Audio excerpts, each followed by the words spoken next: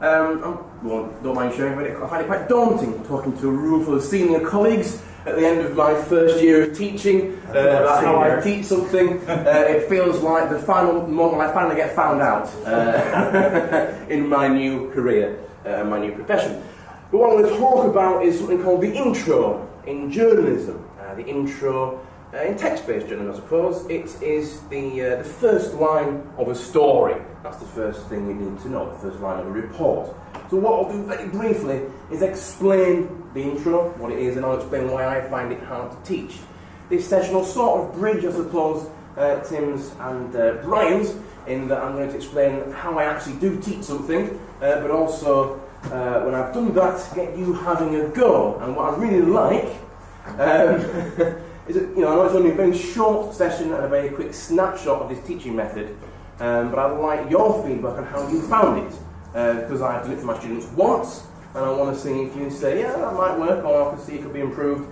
And don't worry, I've got very thick skin, and I'll hold back my tears until I get out of the room. So here we go. The hard thing, the intro. The intro is the industry term for the first line of a text-based story. In broadcasting, it has different names. I've got a couple of... Jimmy, what was it in broadcasting? Radio, TV? Q. Length. It varies, basically. That's the problem I have. Top line, would you call it that as well? Yeah, top line. And it's absolutely crucial. It is the story, okay? It's where you grab your reader, your listener's attention. The second thing after the headline they might come across. Now, normally, they're no longer than 25 words. House styles differ. The Guardians do sometimes stretch into the thousands. But that's their style, that's their audience, that's what they write for. I'm talking here tabloid press, maybe local media. Broadsheets also have, certain lengths of intros. They do differ. But we're going to work on no more than 25 words for the purposes of this. And it's very hard to define it, but the intro should explain what has happened or what will happen. Just keep that as a basic kind of idea of what the intro should do. And the key thing that I try to get across to students, and this is kind of the hard bit, is it should use as few words as possible. We've had some wonderful poetry from Ken, and writing a good intro is virtually like writing poetry. There shouldn't be a single wasted word in there. It should be crafted so that every word is working and active for you. I love talking over lunch arriving. Yes, that's always the high point of every session, isn't it?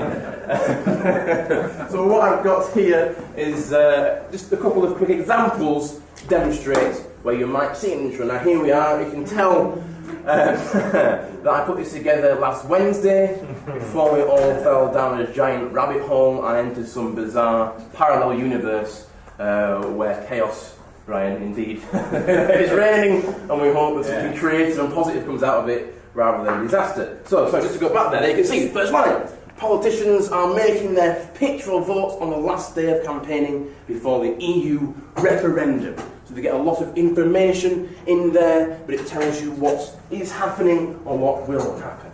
I don't need to labour on these, but just to give you examples so you understand what you're looking at. Of course, you've all read thousands and thousands of news articles. I didn't know if any of you ever thought you were reading an intro, or whether you just read the first line of the story and carried on to the second line. Family and friends of murdered MP Joe Cox are urging everyone, love like Joe loved as their man were in her 42nd birthday, getting in the fact that it's her 42nd birthday, or would have been as well, into there. And a hard-hitting story from Kent Online, and I haven't checked if the female monkey by the name of Milan, there you go, has been recaptured yet, or has enrolled on an undergraduate programme at Canterbury Christchurch. In the meantime, who knows, maybe she'll turn up during clearing at some point. Okay, so why is the intro hard to teach? Well, it's a bit like what Tim was talking about, in that to learn how to write an intro, you kind of need to have a news story in your possession to write your intro about. But students don't have news stories when they turn up, so that's a bit of a problem, so they can't write about that. But to get news stories, when you're interviewing people, looking at material online, you kind of need to have an idea of what an intro is, because you want to be able to think in those terms. What might my intro be? So if someone was to interview the VC, for example, and they said they're going to close the whole campus down and move into London, you want them thinking, that's the intro. Canterbury Cross University is going to close and move to London. But if they don't know what an intro is, how can they engage with that process? So you'll see here, to know what an intro is, to have written news stories, but they haven't. To write news stories, to know what an intro is. And so we come round into this kind of tangle, a creative or a non-creative circle, you might say, or not circle, I suppose. So that's my starting point. This is that how do I get students out of this? So here's kind of a quick GIF. Here's chicken or the egg. I probably didn't need to explain that to a room of people with PhDs coming out of their nostrils, but there you go. I did. So the other crucial thing is that the intro is the first line of a story. It's quite evident. But it actually is the last part of a long process of journalism. So you can't actually write the intro. I used to love the moment in the newsroom when I could write the intro, because it meant I'd actually done all the work I needed to do to get to the point of the story. Sometimes I'd sit and start, I can write the story now. And half an hour later, I think, I can't write this story. I've got to ring so-and-so. I've got to check that fact out. I've got to bottom that out. Otherwise, I can't write the intro. And here's the process, I'm not in any particular great revelations here, but here's what you generate a story idea. Research it, do some interviews, get your comment, get your responses, pitch it to news desk, do all that process, and then say to the news desk, here's what the story is. Do you still want it? Yes, go and write it. Then you write it and change it anyway. But that's but then you write your copy. So what I want my students to be able to do is arrive here, ready-made, without all this having taken place. So, what can I do to counteract that? You can't write this. Just to go back, quick point. If you can't write the intro, you probably haven't got a story. But what can I do? What's my solution to this teaching problem, and what I'm going to get you to do? I decided to try and remove the need for students to have a news story in the first place. Okay, so let's take out one part of that annoying circle that wasn't a circle. Let's stick in their favourite films. Now I had a kind of thought here, I wanted to use one film as an example so I could write some examples. But then I thought, well, there's such a broad student body that how on earth can I pick one film that they all know? I did put an email out to say what one film you all know, and obviously I got 25 different responses. So I said, your favourite films. Now I'm going to stick my neck out massively here and try and be an academic, which I very much feel I'm not, and put some theorists up there. But during the PhD CAT, we've come across the constructivist approach to education, the idea that you learn by applying new things to things you already know. And forgive me if I've just mutilated some pedagogical theory there. That's my best shot at it. So what I did instead, rather than getting to write about a news story, I said, can you write one line about something which has happened or will happen in your favourite film? Now, Andy, wavelength is going to be a challenge for you here, Macy. Someone wanted to room and fell over. I don't know. That's about as much as you can get out of it. So I did my own ones as a test, really, for myself, see if it could work, and I think it does. Okay, so one of my favourite films that I would actually watch when I started school, Cool Runnings.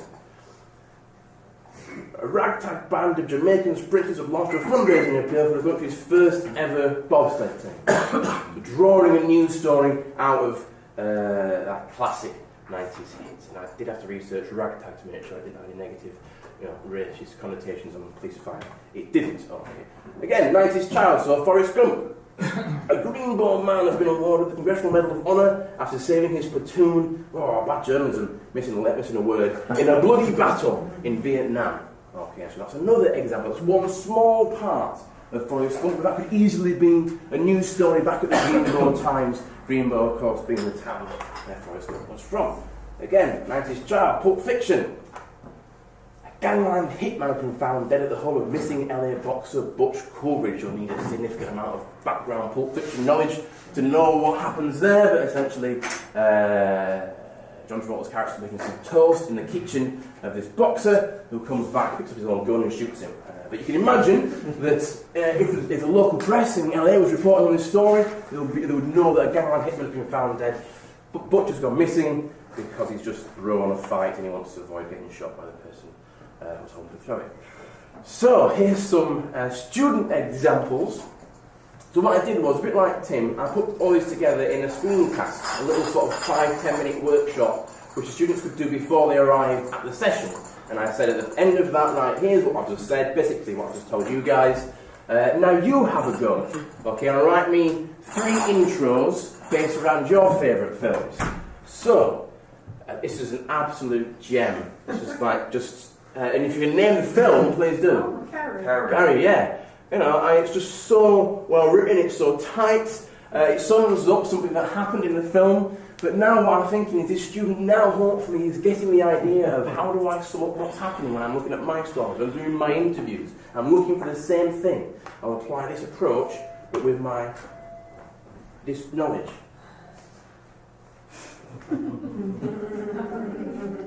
That's fine. Thank you very much. I would take issue here with the student using the word human. Yes. Okay? But it is a film about fish going on an adventure, so maybe she felt the need to make it clear it wasn't a fish dentist that was doing the kidnapping. But I would probably say, if I was marking it and putting some notes in it, I would probably say, you don't need the word human in there, what other sort of dentists do you have? But of course, Finding Nemo. Gladiator, the rousing theme tune. Washes over us, and I'll probably say to the student, a banished Roman Empire general would get rid of the need for of the, and you would take out 2 words in there. But yeah, of course. So I'll just put that on there to demonstrate what the students came back with and what I was very pleased. There was obviously some misfires, but here they are writing intros. They don't know how to write intros. They didn't know how to write them before they did this, and now they've written them. So my hope was that by doing that, when I say to them, what's the intro for a news story, they access this little bit of knowledge about what to do for that film. I wrote what the key thing was that happened. So what is the key thing that has happened here? Well, write that in your intro. So I'm not sure how long that took. I didn't time it. I think we've got enough time for we can just have a quick go. Yeah. So it's your turn. You don't have to move around the room or test out my poor drawing skills. But please, if you wouldn't mind indulging me, just spend 3-4 minutes, 5 minutes. Your favourite film, no more than 25 words, something that has happened in it or will happen in it. You should try and get the most important details in there, and it should try and make it sound as newsworthy as possible. And as the generator outside the window stopped, and I'm about to bake. So you want this individually, Jonny, rather than... I don't mind if you want to work on it together, but if you can find a favourite film you both can agree on, but just jot it down, and we'll have a little feedback session afterwards. Okay, I'm seeing either staring at ceilings or finished writing. So, we're all mature adults, some of us. Who would like to go first and volunteer their attempt? Maybe the first intro you've ever written. Go on then. Schemstress is strategically tricked into falling in love. Say it again, sorry. Schemestress. Oh, it's a schemestress. That's a headline rather than an intro, though. Is it? Technically, Go on, say it again. Well, what makes it? Oh, 1 second. Go on, say it again. If you read it again. Schemestress is strategically tricked into falling in love. Would you say that to me? Say, hey, Jamie, guess what? Seamstress is tricked into the way that it's kind of a headline is kind of. No, it's really that's really interesting because this is what I've had students do: is misinterpret what I mean by intro and confuse it with that headline speak, where you miss out the odd word to try and fit it in. So you've summed up what has happened that my teaching hasn't explained. That it's the next one after the headline that we're writing, rather than the Britain leaves Euro. That's the headline. Britain leaves EU is headline. The headline. Britain has voted to leave the European Union. That is an intro. So I suppose maybe I need to have in there a full sentence. Now I know that is high mentality because I heard you say it. No, that was Emily. Okay, there you go. Thank you very much. Anyone? Whoa. Let's just go left to right. Well, is it Vanessa, sorry? Yeah. Hello, Vanessa. After worldwide ecological tragedy, a ragtag band of tiny dinosaurs has set off in search of the legendary Great Valley. Okay, how did you find trying to write that intro?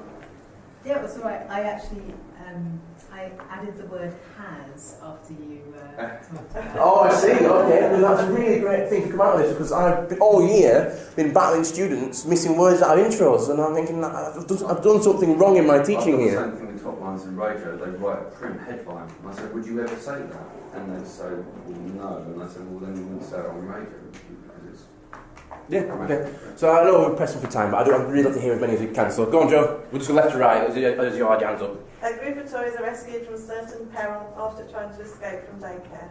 Oh yeah. A group of toys have been. Have been. Okay. Thank you very much. Okay, so let's whiz round. Ryan, in I ducked the favourite film thing, but it's the last film I saw. So well, that's absolutely fine. Okay, no worries. a confusing mix of myths, stories, fairy tales, cruelty, and childishness somehow makes visually rich sense. BBC News. Well, that wouldn't sense bit, you know. It was Tale of Tale of Tales. Tales. Yeah. Okay, so more descriptive, I might argue, of a statement rather than maybe something that has happened. Say it again. A confusing mix of myths, stories, fairy tales, cruelty, and childishness somehow makes visually rich sense. Okay. Okay. Go. Okay, 25 words. 2 unemployed actors have escaped their Camden-based degradation for an accidental holiday to evoke the ire of Penrith locals and their predatory uncle. It doesn't have to be 25 words, it can be fewer. But well done for hitting it bang on again. I should have no more. With now? Yeah, okay, brilliant. Okay. So, anyone got a burning desire to share theirs? Go on. Yeah, Go on, Heidi, go on. a suspected paedophile ring has been uncovered in Kansas after a missing tornado girl found. After the missing tornado girl, maybe again, that's something that I'm really need to change in my teaching next year. 2 black African American teenagers strive to achieve their dream of basketball stardom. Okay. Which one's that? Headlining again now, isn't it? Yeah. Do you think it's headline? Yeah. Would you say that to me? Say, hey Jamie, 2 black Americans, teenagers, strive to achieve their dream of basketball stardom. If you're practicing mentioning this is what the film's about, Okay, no. your headline will say. I think my headline would be shorter. Yeah. It's going to be punchier, isn't it? If it was broadsheet, fine. But it might be shorter than that. So I think I have that as my intro. I also wanted to follow up by saying, do you not find that some of the students are quite reluctant to volunteer? And what do you do in that situation? Or do they all? Well, the way I did it is I had a discussion board on Blackboard. So before the session, I said you've got to upload your 3 intros onto there, Okay. and then I was able to be selective about which ones I put in. So I found that worked okay. Yeah, I can foresee if you just asked in this scenario with a group of 18-year-olds to lay bare what their favourite film is, they might feel. Because the other way is obviously it's like 2 or 3 in a group, and then they write individually, and then one of them will say, that, okay, we're going to put this one forward, and for the reasons why, so they're kind of peer assessing before they even put I've it forward. found a way around this because obviously in creative writing I teach a module almost identical to this. Right. And I had the same problem. How do I get them to know how to write a headline? How do I get them to know how to write that lead? So what I did, without having a story, instead of their favourite films, I've used fairy tales. And I've then got them to tweet their headline or their intro. Right. And because then they're actually stuck at 140 characters, they have to put in the hashtag fairy tale headlines. And in fact, it's you can still search for the hashtag fairy tale headlines, which is great because then it means year on year I'm able to show them previous students' ones. And some of them have been really bizarre and quite twisted. But it means that they don't necessarily do it just in class. Yeah. They go and they do it, and some of them really get into it and have great fun with it. Maybe I'll combine those 2 points and have group work doing fairy tales. So 3 of them have got to try and do, Hansel and Gretel or whatever. Yeah, I found it's been, it makes it fun then. And as you say, they then don't need to think, oh, what's my story? And they can then turn that piece of news writing into a piece of fiction, but they can still use like that inverted pyramid. I want them going to a council meeting, sitting there listening to what's happening, and then an intro jumps into their head because they've written it for Yeah. you know. What I would find interesting is if it seems to slightly play down the construction of meaning. So what is your favourite film perceived from a gender point of view? What is your favourite film perceived from let's say an economic point of view? That's your favourite, and open it up, because otherwise there's a certain sort of sense of neutrality, or what I think we're slipping into, you're telling us to sort of promote it, whatever. Yeah. You know, so I think that tension between, is it just to make people read it, or is it to say something, is, you know, I mean, just as an outsider, it seems like a massive tension around journalism, given, you know, especially maybe recently. And it would, I don't know how you would do that, but it seems to me to be an event like article. Great. I've got government agents interfere, a stranded alien tries to contact missing parents. A series of government agents. Excellent, thank you. Peer review, peer learning, peer tutoring. Excellent. Yeah. The parents fall to this one. But yeah, exactly, that's it. You know, shall we? So. No, I got caught up in the headline. I did a headline. Great white shark takes a bite out of holiday resort. Yeah. So Sorry. Two people have died in shark attacks in the space of a week. No, in a week. That's not my story. No, okay. But yeah, I mean, it's almost, isn't it, almost accidental that the explained to us who don't necessarily write, those of us who don't write in intros, the difference between the intro and the headline. I mean, that's a really good outcome in terms of just me thinking, okay, fewer words, but a different intention. Yeah. And getting that first line still makes it extremely difficult. The fairy tale idea is a great one, and doing it as peer also seems to me to be really good. What Brian has said about adding some further kind of intentionality would be really kind of valuable. Because that intentionality can then lead into the idea that there are households and that there are kind of corporate identities to news production, and that everything can be flipped, and you can tell one story a million different ways, and those things in isolation aren't. Yeah, exactly. I mean, for example, Hector, you could write an intro. Sympathising with Hector, you could write an intro that a disgraced teacher who's been sacked for broken boys on a motorbike. So yeah, that's a really interesting way of.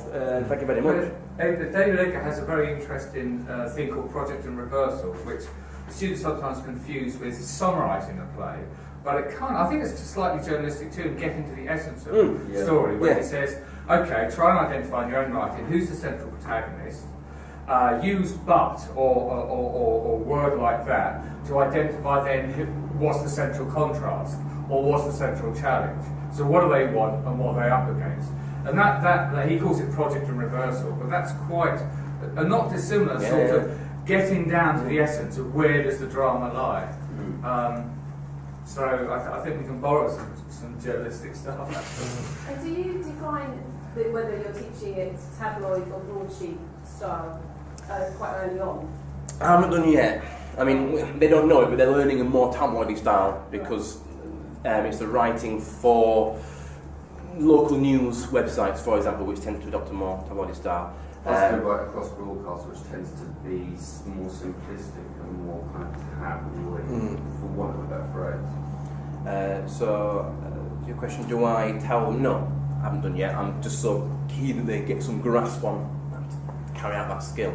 Ironically, I don't teach it there, but I was teaching the opposite, as in I was teaching potential PR students how to write punchy press releases that journalists would pick up on.